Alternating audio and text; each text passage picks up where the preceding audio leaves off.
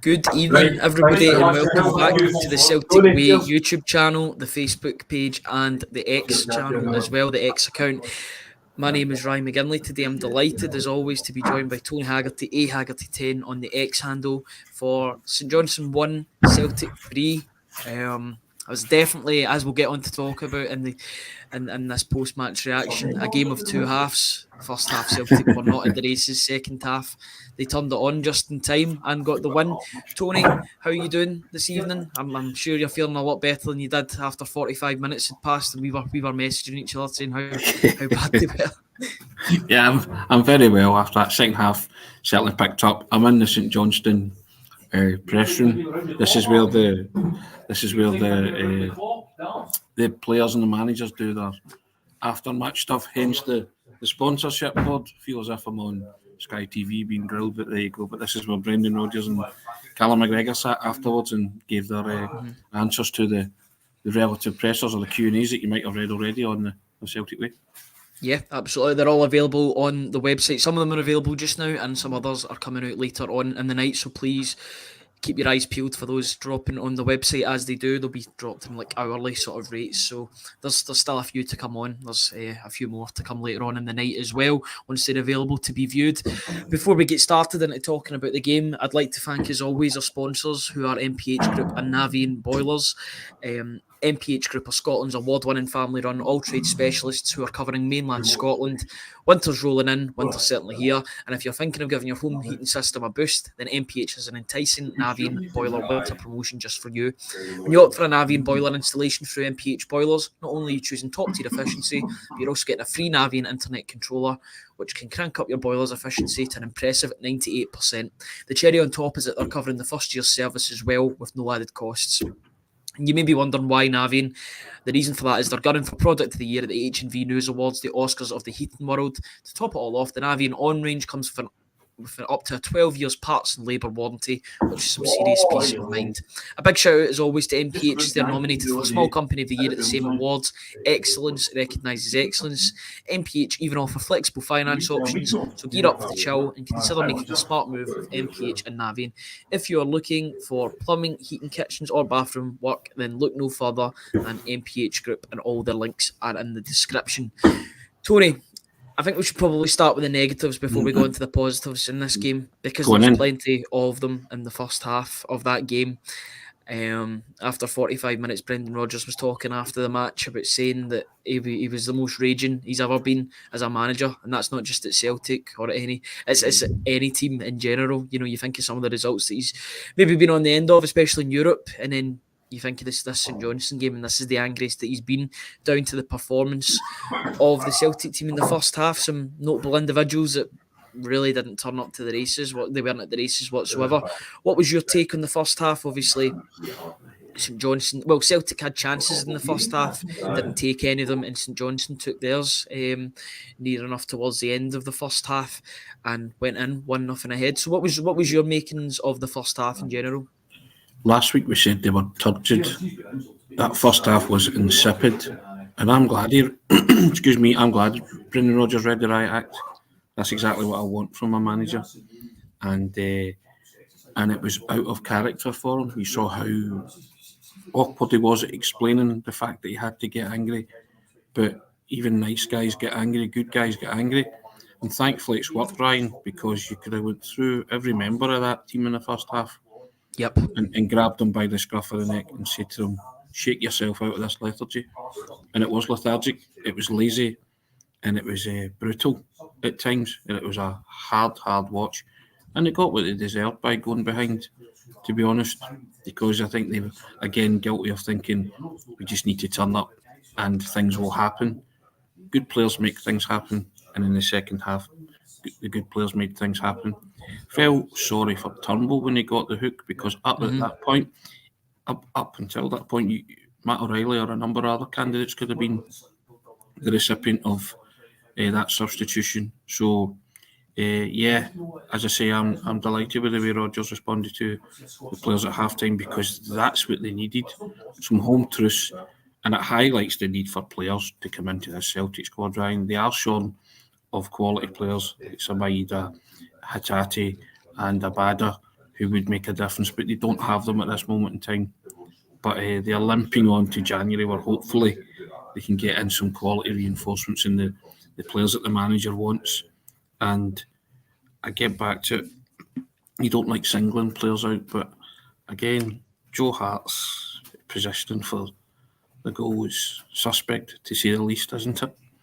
And Yeah, he's the only one that can jump with his hands and command that area. And again, it's a corner into the box, a bread and butter corner. Celtic have conceded again. Don't think Matt O'Reilly covered himself in any glory in the lead up to it either. But there's a kind of joint blame there, isn't there? For it was a mess. So it was just that first half was everything that wasn't good about Celtic, which we've already seen 3 times this season when they've dropped points. And you might have felt that it was headed that way at one point. Surprise lead they took. Sorry, there's a press man explaining how to get out the door. All right, so. No, you're all good. I'll take maybe when I'm speaking, you just even mute your mic just for the background noise.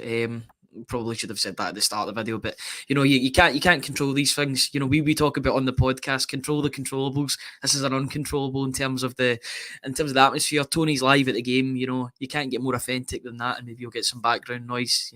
He looks like he's live on Sky Sports with all the advertising behind him. Celtic manager Tony Haggerty instead of Brendan Rodgers. You can probably still feel the temperature in that press room after Brendan Rodgers' anger was shown in his post-match thoughts.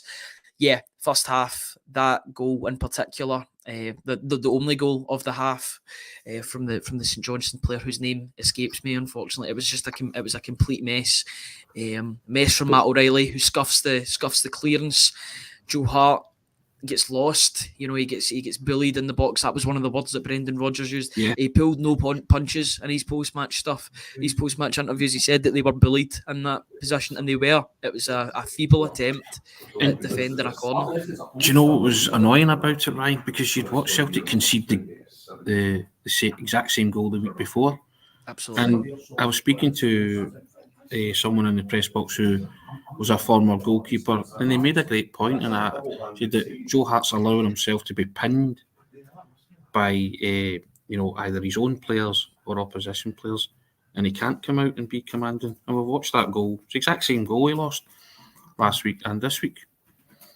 Yeah, it was just very, very weak from him. Thankfully, he managed to turn around the sort of trajectory of the game in the final couple of minutes of the game to save Celtic from dropping points. I know that he played a big part in losing that first goal, but he's saving the second half, and we'll go on to talk about it. I think it's 23 seconds and between Joe Hart's save and James Forrest's goal, but we'll talk about the second half. What do you think went wrong in the first half? It's more of a question of what went right in the first half, because it seemed as if very little went right. I felt Palmer was one of the only positives. Everything went wrong. Mm-hmm. Everything went wrong in the first half. So we've won with Palmer as well, because he got Ryan McGowan on an early booking. I was like, right, that's good. He'll feast on Ryan McGowan for the rest of this game. I think that was the last time. The time that Ryan McGowan got that booking seemed to be the last time that he took Ryan McGowan on and didn't put him under any pressure whatsoever. If I was Palmer, I'd be licking my lips. I'd be like, I'm going to get joy for the rest of this game, because he's on a booking. He's quite slow. He's a seasoned veteran of the Scottish game. He's been playing for Hearts. He's played for other teams as well, playing for St Johnstone too. I think he was at Dundee United for a spell too. So he's been round the block. So when Palmer had his marker on a booking, then you thought that he would maybe get something. He would get a lot of joy in the game. Turned out that he was quite quiet apart from that. Hopefully Palmer's okay, because I know he came off with a knock towards the end of proceedings. He is going to be important in the upcoming games, because he did look like a bright spark, one of the only bright sparks in the first half. A couple of really good saves from Dimitar Mitov as well in the St Johnstone goal, particularly from that save from, was it David Turnbull? Just outside the box. It was a phenomenal save. I think he saved it onto the post as well, because I heard the noise of the post on the Sky Sports feed. Another really, really impressive performance, I would say, and I don't really want to talk about opposition players too much, but Dimitar Mitov, both home and away for St Johnstone against Celtic, has been one of the best players on the park, in my opinion. I thought he had another really, really good game. Could do nothing with the 3 goals that he conceded, but apart from that, I thought he had a really, really stellar performance. It's an excellent save from Kyogo, which was eventually flagged for offside when Palmer has played him in. But what a save that was. And he's not to know that Palmer's been flagged for offside. He just concentrated on keeping the ball out the net, which he did with some aplomb. Yeah, again, we talk about persons of interest, Ryan. Celtic are in the market for a goalkeeper, so you have to be looking and scouting these guys and certainly asking questions if and when you're going into the market and you are in the market for a goalkeeper. So he's a player that should certainly be keeping tabs on. He's impressed us twice when they've played, and you see it took 2 wonder strikes to beat him today, didn't it? Or another excellent strike for Forrest as well, but James Forrest did what he always does with the outside of the boot type. A strike loves a goal. Yeah, like that. So he loves a goal at McDiarmid Park as well. It seems as if that's one of his favourite grounds to play. So I've looked up the name of the St Johnstone player. I just want to give him respect because he did get the goal, and I wouldn't want to just call him the St Johnstone player. Jai Semi, who was up front for St Johnstone, I thought he led the line quite well on the day. I think he's on loan from Charlton Athletic. That's what Ian Crocker was saying, and he put himself about in the game. Celtic had chances in the first half, but St Johnstone had that one chance and they took it. They were growing into the game more and more as the half progressed, I felt. St Johnstone, I think, felt that they could get something from the game. They sensed that Celtic were not at their best. It was quite clear that Celtic were not at their best in the game. And maybe Craig Levein was saying, right, go for this. Try and get something from this game. There's goals to be had, or there's opportunities to be had if you push forward. They pushed forward, they sensed an opportunity and they took it. That was in the 40th minute. So half time, I don't know if you would have heard it better than me, but I heard boos at half time in the stadium from the Celtic support, who were absolutely fuming with what they'd seen in the first 45 minutes. I think they were booing at the performance, not so much the result, because I think like everything else, I think they thought, well, they can't get any worse than that first half, and then they would turn it around.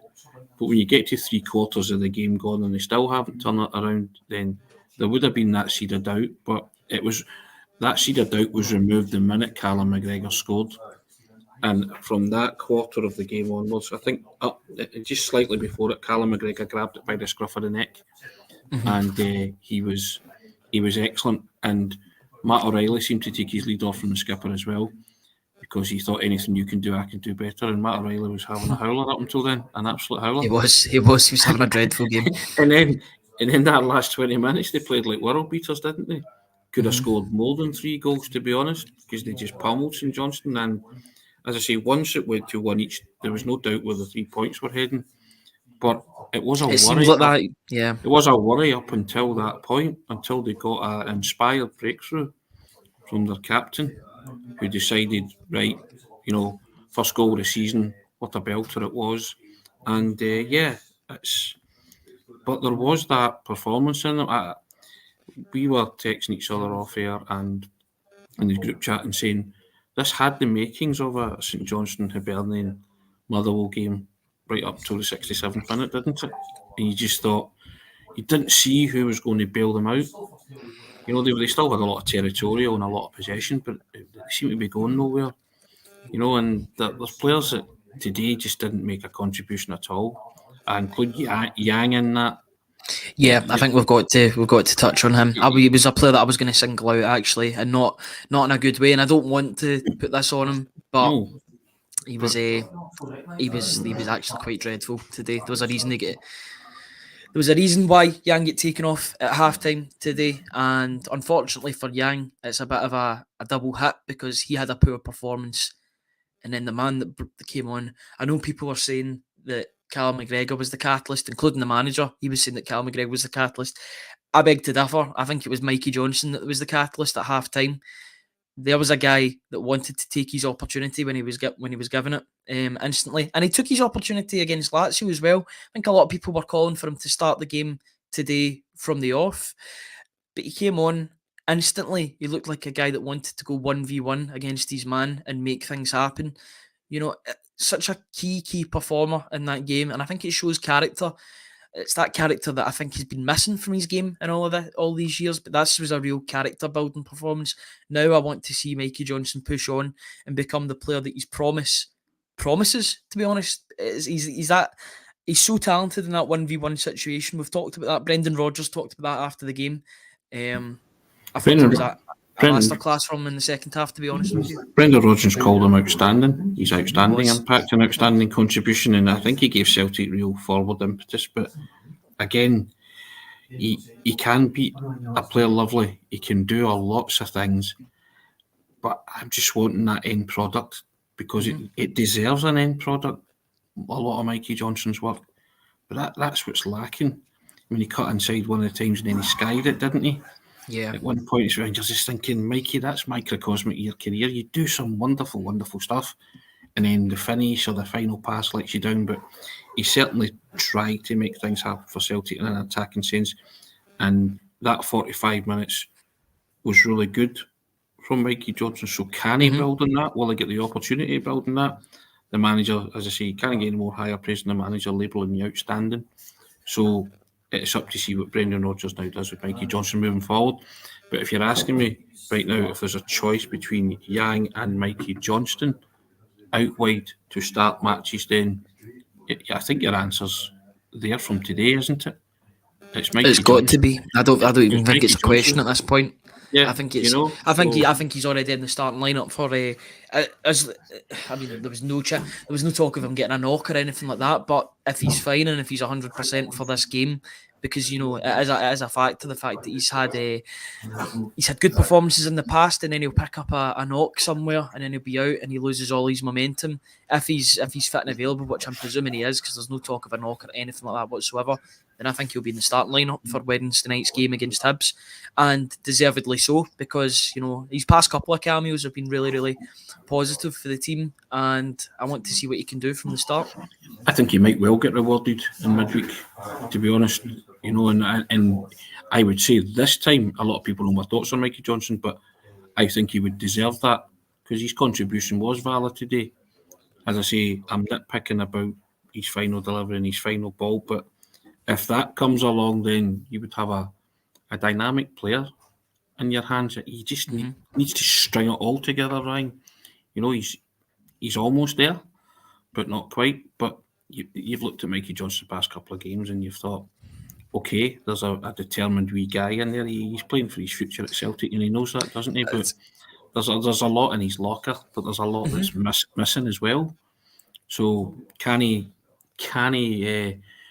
win over doubters? There's only one way you can do that, and that's by affecting the game when you play. And he certainly had an effect on the game today. But I'm still troubled by the things that he can't do, and I think a lot of Celtic supporters are weighing that up.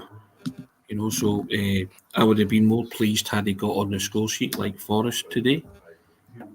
So, and I would be praising him to the hilt. But if the manager says you had an outstanding contribution, then I'm not going to argue with that. Yeah, I was impressed with his comments after the game. He seemed more confident than what he had done recently. I don't know if that's down to the fact that he's getting called up for the Republic of Ireland, whether that's his loan deal, but he's carrying himself a bit different than in previous seasons, and I like to see that. I want to see some character development and some personal development as well. Because the talent is there. We all know that the talent is there. 1v1. Rodgers knows that he can beat a man. If he can get a final ball, then there's no reason why he wouldn't be offered a new deal and continuing to progress, because the player is there. He's already at the club, and if he can improve further and further, then Celtic will have a player on their hands. I can't believe we're in this situation. I thought his days were numbered at Celtic, if I'm being perfectly honest. But like with Scales, injuries and a loss of form with some players, suspensions as well, they've caused an opportunity to open up. I think we need to go back. Sorry. Tell you what else I like too, Owen Iwata. I loved their. I hope Michael Ross is in the comments somewhere, because I loved their contribution today. Yeah. Because Iwata's just sensed that opportunity to drive forward and play in with Mike. He could have gone himself, but that's a team player. That's somebody that you're talking about, somebody that wants to impress. Rodgers will love that from Iwata. He will absolutely love that. Be a team player in that situation and give it to the man who's better placed to score, whereas others might have been selfish and thinking for themselves and not the team. I think that means more to Rodgers than anything else. I get that strikers are different and all that, and I was mentioning about Kyogo being selfish and stuff like that. I get all that, but see that there, that's the epitome of a team player. He had a chance to stamp his own name on that game, didn't he? And run like 60 yards and bury it. And he probably could have, but he has made sure, because it's an important point in the match, because St Johnstone have just had a chance and Joe Hart saved it from being 2 each. But he's made sure, do you know what, I'm going to give it to my teammate here. He can walk this into the net, or he's got a free shot at goal. And I love that about him. And I loved his attitude when he came on, and I loved O's attitude. He was making those runs to the near post like Kyogo does when he came on, and he just caused bother, didn't he? He did. He was something else for the St Johnstone defenders to contend with. I do like his link-up play, and I think even though he doesn't score in every game, he's always making an impact one way or the other. He's not a shrinking violet in this team. The O's on the pitch because he's getting involved, he's getting stuck in. And Brendan Rodgers will love that. Same for Iwata. I'm absolutely delighted that he's got on the goal contributions in terms of an assist. Such a small contribution, but a telling one, because, Joe Hart's made that save in injury time. Celtic have put the foot down in that instance and been like, no, we're not we're not risking this result anymore. Let's go and get another one and make sure of the result. And James Forrest, I don't think anyone was doubting him putting that in the back of the net once it came to him. That's very much a James Forrest finish. Yeah, took the touch. Once you knew that, he sat the goalkeeper down basically with that finish. It was a great finish, and I think there was a collective sigh of relief from everybody involved with Celtic when that goal went in, because at 2-1. Myself worried included. in case, you would have to inhale, exhale in terms of breath, because the points were secured. It was definitely a relief on the day, but it was good that Joe Hart managed to, I'm not going to say atone for his error, because it was still a bad error. 2 errors in 2 games are catching up with him. Long-term answer, he's definitely not the long-term answer, but no, a very, very important save in the last couple of minutes, and then 20 seconds later, James Forrest goes and does what he does at McDiarmid Park, it seems. It was just a contrast today, wasn't it? The players that did good things and the players who were poor, and they were very poor. And you don't like singling people out, but you have to address certain situations. You have to. Brendan Rodgers will address the goalkeeping situation. I asked him about it at the end, and he said it wasn't the time, as is his wont. But the subtext I mean to that, and joining lines and connecting dots as I do, is that is top, surely, of the transfer list and wish list in January. And if it's not at the top, it's certainly near the top. It's a position of position of priority. Position number 1 or 2 for Celtic. Yeah, it's a position of priority, right? Let's be honest. And I think performances like Yang today would have got him angry. Right. I think a lot of the anger was down to Yang and Hart in particular, and possibly O'Reilly in that first half as well. Because I say O'Reilly could have got the hook for Turnbull after 57, 58 minutes, whatever it was. If he'd have been taken off, you would have no qualms about that. Turnbull at least forced a save from the goalkeeper, scored a goal that was ruled out for offside. For Yang, who seemed to be constantly offside in that first half, I think there was 4. He was flagged for. Yeah, correct. From not reading the line. You're given an opportunity here to be a regular starter for Celtic. It was just, I don't know. His attitude seemed a bit lethargic, a bit kind of easy-ozy, and it's not good enough. And that's why the manager it was at pains to tell you. And I don't think he even wanted to admit it, but I think he had to say something and say, do you know what, guys, I'm going to level you here. I read them the riot act at halftime, because that's just not good enough. The manager never came back for the players to serve up 45 minutes like that. Doesn't matter who you're playing against. And that it smacked to me, and the manager, I think, was kind of saying it and not too many, but players hitting some kind of comfort zone or complacency, looking to other guys to bail them out a hole. which they dug for themselves in that 45 minutes because they had a lot of the ball, and that's what annoyed me. And it's took up, as I say, it's taken two wonderful goals to put the game beyond doubt. As soon as the equaliser went in, I just thought, right, it's one-way traffic. I'm sure they'll find a way. I was convinced of that. But and as I said at the top of the programme, I'm glad the manager did that, because there are players, some players need to be told. You know, because Brendan Rodgers is the kind of guy who's a player's manager. They love to play for him. We put the arm around you and all that. If he's telling you this is one of those rare occasions in my managerial career that I was the angriest I've ever been, you know, that tells you something. You've been a manager for a long, long time.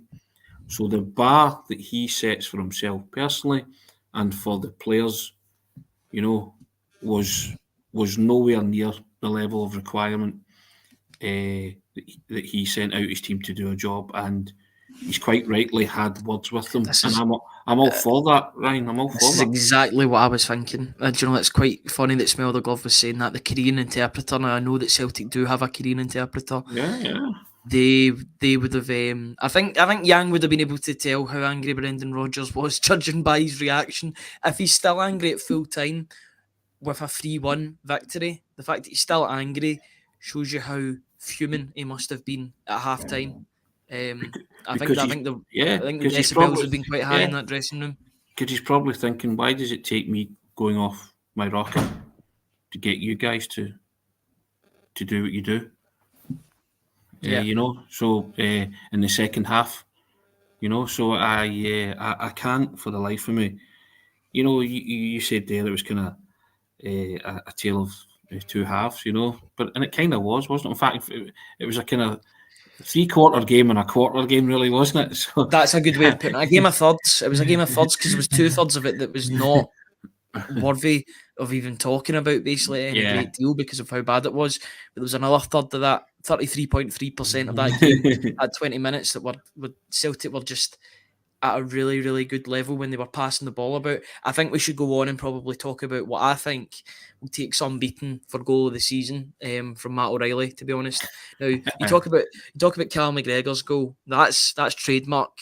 Brendan Rodgers called him retro Callum McGregor coming back to the fore. It was a retro goal. That's the goal that he would have scored 2, 3, 4 seasons ago when he was in that number 8 role. He's talking about how he needs to be in the number 6 role to control the game and orchestrate proceedings. He found himself at the edge of the box. You knew when he hit that was going in. The venom that it was hit with, but get the bobble on the park as well into the back of the net. It's not as if it's right in the corner, because it's not, but there's enough venom on it to take it past Mitov, and it's a phenomenal finish from Callum McGregor. We'll get on to talk about Matt O'Reilly in a wee second, but it was a great finish from Callum McGregor. There was anger behind that, I think. There's anger in the celebration as well. He was not happy with the way things were going. Yeah, I couldn't see the celebration because he ran to the stand. We kind of looked at him, but I know somebody picked him up. But I think there was real, as you say, there was venom and there was anger behind that, but controlled aggression that he knew that when that dropped to him, I've got to do something special here, just connect with this and get it on target. And boy, did he do that. And as I say, Matt O'Reilly then picked up the cudgels, didn't he? He's looked at his skipper and went, my skipper has inspired the rest of us. Anything you can do, I can do better, certainly, and then some with a weak foot. And the lead up to that goal is just brilliant. They always kind of back heel from Mikey Johnson is absolutely brilliant. Yeah. It's a great. I think you need to talk about that because we've seen good Celtic supporters and people that cover Celtic have seen good goals at McDiarmid Park before. That one springs to mind, the team goal in which every player touched the ball. Was it the Dembele goal, the Dembele one with the Lustig Rabona? But this second goal is right up there in terms of good goals at McDiarmid Park for Celtic, because it's that initial ball from Alistair Johnson. Then I think it's to Mikey Johnson. Kyogo passes it to Kyogo, the provider. I know you don't like talking about it. I don't mind that. Got an assist today, and Matt O'Reilly was like, you know what? I'm done with the passing. I'm just going to go for it. Yeah, it's almost a. On his weaker foot. It's almost offensive calling it a weak foot because it was anything but weak. The shot was a. It was a screamer. It was Rogic-esque, I would say. One of those ones. It was there was venom on that shot, but there was more elegance in that shot than the venom of Callum McGregor's shot. But then again, Vitov was still in the air by the time the ball had hit the back of the net. It was an absolute screamer from Matt O'Reilly. But we know he's got that in his locker. As we're prone to say, there are goals sometimes Celtic score which are things of beauty, and it's a thing of beauty. So, and once that goes in, the points are heading to Glasgow. You know that because Celtic kind of found a way. Found a way to, get themselves back into the match and rescued the situation. So you have to say fair play to them for that. But it's a situation they should never have been in the first place. It was of their own doing, which upset the manager greatly. And I hope the manager's words are ringing in their ears up until the next game, because it has to. It has to stick. That message has to stick with them, that they just can't turn up when they feel like it, or think they can turn up when they feel like it. And you only win football matches by putting your all into them, giving your all, and in terms of effort and application and attitude. You take these as prerequisites and givens for any Celtic player. It wasn't in that first half, and you cannot do that with a manager like Brendan Rodgers.